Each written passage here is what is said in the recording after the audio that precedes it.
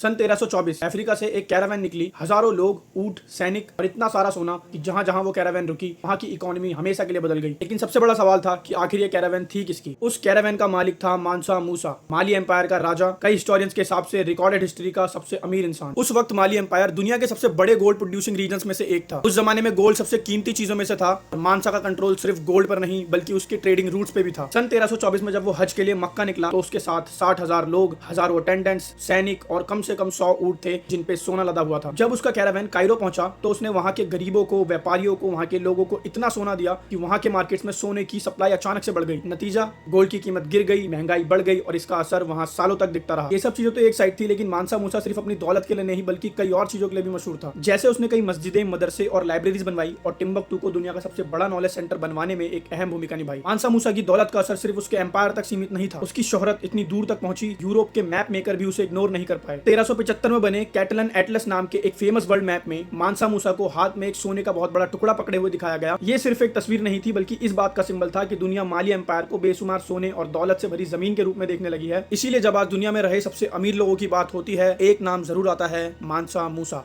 तो thank you for watching. अगर आपको इस वीडियो से कोई भी डाउट है तो कमेंट में जरूर बताना और सब्सक्राइब कर लेना ऐसी और वीडियोस के लिए।